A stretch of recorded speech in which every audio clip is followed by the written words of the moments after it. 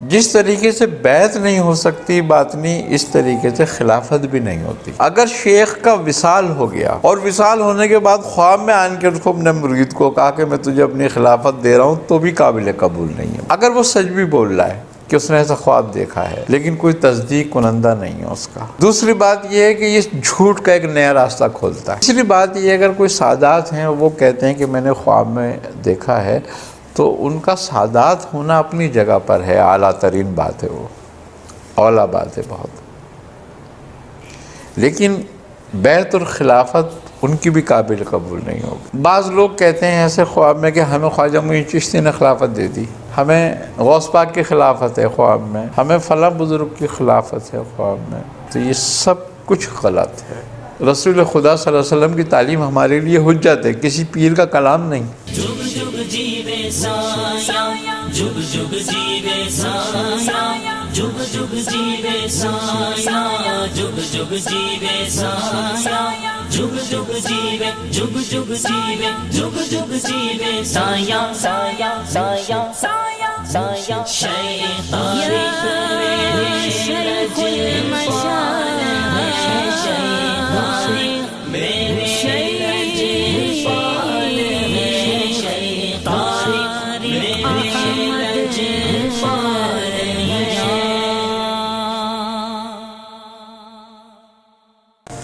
سلسلہ طریقت جو ہے یہ خوابوں پر نہیں ہے، پہلی بات۔ دوسری بات یہ ہے کہ بیعت کا مقصد جو ہے کسی کی اطاعت ہے، کسی کے ہاتھ پر توبہ کرنا ہے اور عہد و پیمان کرنا ہے اللہ اور اس کے رسول کی اطاعت کا، اور سلسلے سے نسبت قائم ہو کر اس سلسلے کے بزرگوں کے معمولات کو اپنانا۔ بیعت میں یہی پوری ایک تربیت ہے، تو خواب میں نہیں ہو سکتی۔ اب خواب دیکھنے وہ ایک الگ بات ہے، لیکن بیعت خواب میں نہیں ہوتی، ایک بات۔ اس کے لیے ظاہری شیخ کا ہونا، ہدایت کا ہونا، ظاہری تلقین فرمانا نہایت ضروری ہے، ایک بات۔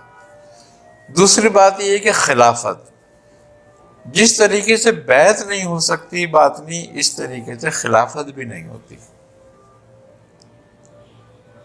دوسری بات ہے یہ۔ اب خلافت اور اجازت بھی ایک تلقین ہے باقاعدہ، جو شیخ اپنی حیات میں ہی عطا کر سکتا ہے۔ اگر شیخ کا وصال ہو گیا اور وصال ہونے کے بعد خواب میں آن کے اس کو اپنے مرید کو کہا کہ میں تجھے اپنی خلافت دے رہا ہوں، تو بھی قابل قبول نہیں ہے وہ۔ کیوں؟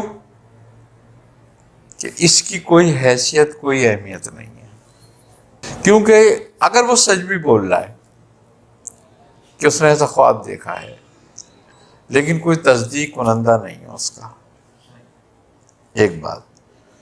دوسری بات یہ ہے کہ یہ جھوٹ کا ایک نیا راستہ کھولتا ہے، فریب اور دھوکے کا، لہذا بزرگوں نے اسے اجتناب کیا ہے۔ تیسری بات یہ اگر کوئی سادات ہیں وہ کہتے ہیں کہ میں نے خواب میں دیکھا ہے، تو ان کا سادات ہونا اپنی جگہ پر ہے، اعلیٰ ترین بات ہے، وہ اولا بات ہے بہت، لیکن بیعت اور خلافت ان کی بھی قابل قبول نہیں ہوگی، ایک بات۔ اب بعض لوگ کہتے ہیں ایسے خواب میں کہ ہمیں خواجہ معین چشتی نے خلافت دے دی خواب میں، ہمیں غوث پاک کی خلافت ہے خواب میں، ہمیں فلاں بزرگ کی خلافت ہے خواب میں، تو یہ سب کچھ غلط ہے۔ ایک فیض اویسی ہوتا ہے، اکثر بزرگوں کو ہوا ہے، نقشبندی سلسلے کے اندر حضرت شیخ ابوالحسن خرقانی رحمۃ اللہ علیہ کو ہوا کہ آپ حضرت بایزید بسطامی رحمۃ اللہ تعالیٰ علیہ کی روح مبارک نے آپ کی تربیت فرمائی، اور کمال پہ پہنچایا۔ لیکن خوبی کی بات یہ ہے کہ حضرت شیخ محمد عشقی رحمۃ اللہ علیہ سے آپ نے ظاہری بیعت کی، آپ نے آپ کو خلافت اور اجازت عطا فرمائی۔ آج نقش بندی شجرہ جو ہے، سلسلہ جو ہے، ڈائریکٹ ابوالحسن خرقانی کے بعد بائزید بستامی سے نہیں ملتا، جا کر بیچ میں 2 واسطوں سے ملتا ہے۔ کیوں؟ جبکہ ان کی خلافت اویسیہ بھی اور بیعت اویسیہ بھی اور تربیت اویسیہ بھی مسلم کے بزرگوں نے تصدیقیں کی ہیں اس کی، اور ان لوگوں نے تصدیقیں کری ہیں جو مسلم تھے اپنے وقت کے، وہ جس کی تصدیق کر دیتے اس کو ساری قوم مانتی۔ لیکن اس کے باوجود ایک یہ اعتبار رکھا گیا۔ اسی طریقے سے اور بہت سارے بزرگ جیسے حضرت تاج الدین اولیاء ناگپوری رحمۃ اللہ علیہ کی حضرت داؤد بندگی رحمۃ اللہ علیہ نے تربیت فرمائی۔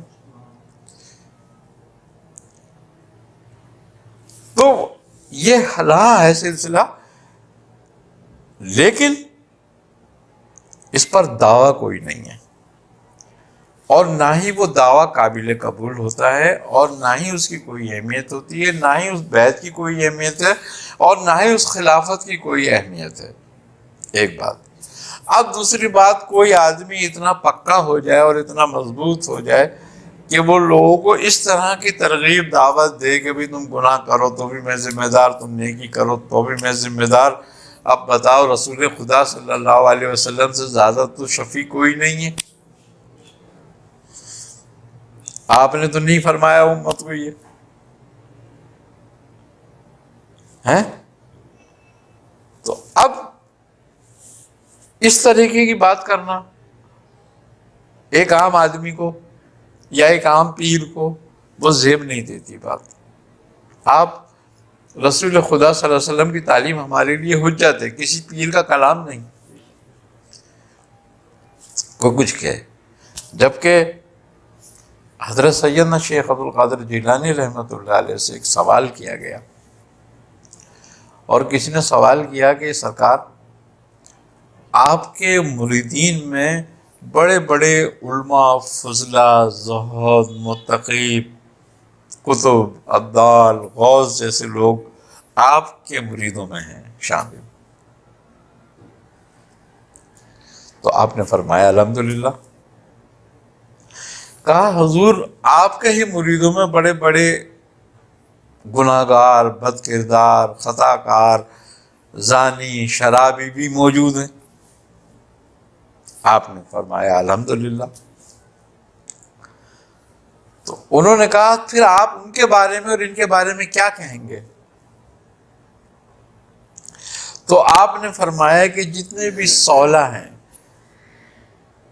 اچھے لوگ ہیں، جتنے بھی متقی، پرہیزگار، زہد، عبادت کرنے والے علماء، فضلاء ہیں، وہ سب میرے لیے ہیں، اور میرے جتنے گناہگار مرید ہیں میں ان کے لیے ہوں۔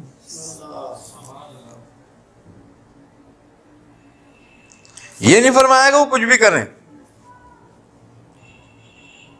میرے مرید ہیں تو، یہ فرمایا میں ان کے لیے ہوں، یعنی کہ اللہ نے مجھے ان کے لیے درس و ہدایت کے لیے بھیجا ہے، انہی کے لیے بھیجا ہے کہ میں ان کو ہدایت دوں اور ان کو راستے پہ لاؤں اور ان کی زندگیاں اچھی کروں۔ تو بات یہ ہے کہ ہمارے ہاں پیروں کو بھی، بزرگوں کو، جو بھی اپنے آپ سے اہل سلسلہ ہیں، وہ کہتے ہیں، وہ مریدوں کو جو ہے نا ایسی بات کر کے نا بے باک نہ کریں۔ ہر وہ آدمی جس نے کلمہ پڑھا ایک بار دل سے، اللہ اسے جنت میں بھیجے گا، چاہے وہ کچھ عرصے دوزخ میں رہنے کے بعد ہی بھیجا جائے، اس کی شفاعت ہوگی، آپ رسول خدا کریں گے شفاعت اس کی۔ کیونکہ آپ نے وعدہ کیا کہ جس نے توحید کا ایک بار اقرار کر لیا رسالت کا میری اور اس پہ قائم رہا، میں اس کی شفاعت ضرور کروں گا۔ تو وہ ہوگا، ہر کلمہ پڑھنے والا جنت میں جائے گا ایک دن۔ اور اللہ نے ان کے لیے سبیلیں پیدا کر دی ہیں، آپ رسول خدا کی شفاعت پیدا کر دی، خواجہ اویس کرنی جیسے ہستیاں پیدا کر دی کہ جن کے وسیلے سے لوگ جنت میں جائیں گے۔ حضرت شیخ عبد القادر جیلانی، خواجہ خواجگان خواجہ معین چشتی، حضرت شیخ بہاؤ نقشبند مجدد عرب ثانی، ایسے بزرگوں ہمارے لیے پیدا کر دیے کہ ان کی شفاعتوں کے ذریعے ہم ان کے ذریعے جنت میں جائیں گے، ان کی نسبتوں کے ذریعے جنت میں جائیں گے۔ اپنے اعمال سے بھی نہیں جائیں گے تو ان کی نسبتوں سے جائیں گے کہ ان سے محبت کرتے ہیں، گناہ گار ہیں، گناہ کرتے ہیں مگر ان سے محبت رکھتے ہیں، تو ان کی محبت بھی ہمیں جنت میں لے جائے گی۔ کیوں کہ اللہ کے دوست کی محبت اللہ کی محبت ہے، اور اللہ اپنے محبت کرنے والوں کو مایوس نہیں کرتا۔ گناہ گاری عصیان ہمارا اپنی جگہ پر ہے، ہمیں چاہیے کہ ہم کوشش کریں کہ اپنے گناہوں کی معافیاں مانگیں، کم سے کم گناہ کرنے کی کوشش کریں، مگر دنیا میں رہتے ہیں سب کچھ کریں گے، ہوگا سب کچھ، لیکن ہمیں راستہ بھی تو بتا دیا کہ معافی مانگو۔ تو پیران کرام کو چاہیے اگر اپنے مریدوں کو عذاب سے نہ بھی ڈرائیں تو ثواب کا تو شوق دلائیں، بزرگوں کی محبت کا تو شوق دلائیں۔ یہ چاہیے کہ ہمیں یہ کریں۔ ہاں جب ہم ان سے محبت کریں گے، اپنے گناہوں پہ توبہ اللہ کریں گے، اپنے گناہوں پہ روئیں گے، گناہ ہوتے رہیں گے ہم سے، وہ ایک الگ میٹر ہے، لیکن اگر ہم توبہ اللہ کرتے رہیں گے تو اس کی رحمت بھی ایسی نہیں ہے جب میں بار بار گناہ کر کے معافی مانگوں گا تو مجھے بار بار معاف کرے گا۔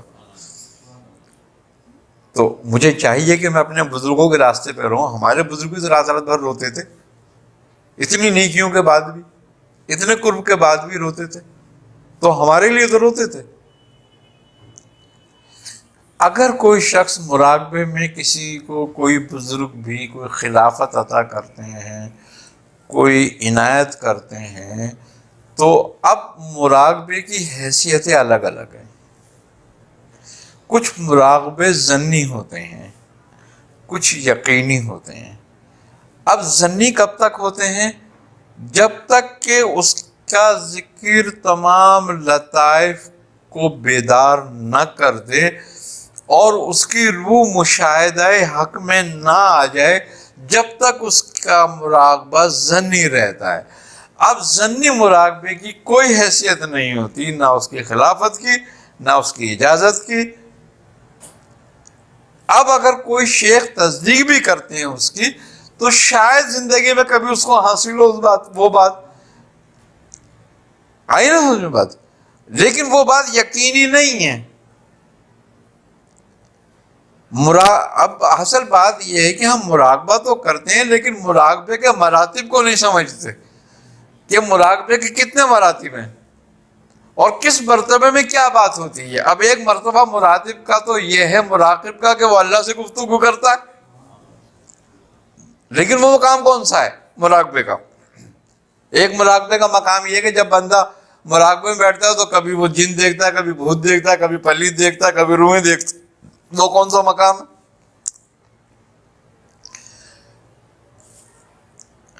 تو اصل بات یہ ہے کہ جب تک اہل باطن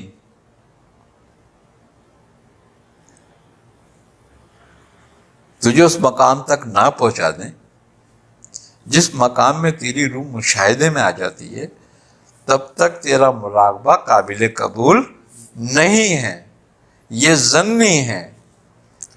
اب ظن کا تو میری جس بزرگ سے مجھے زیادہ نسبت ہوگی، محبت ہوگی، خیال ہوگا، اسی بزرگ کو میں دیکھوں گا۔ تو اس لیے لہٰذا اپنے شیخ سے زیادہ محبت کرو کسی بھی بزرگ سے، اور اپنے شیخ کا خیال میں رہو، تاکہ یہ ہے کہ جب تمہیں اس کی طرف سے کوئی ظن پیدا ہو تو وہ اس کی تصدیق یا تردید کر دے تمہارے سامنے بیٹھ کے۔ जुग जुग जीवे साया जुग जुग जीवे साया जुग जुग जीवे साया जुग जुग जीवे साया जुग जुग जीवे जुग जुग जीवे जुग जुग जीवे साया साया साया साया साया शैतान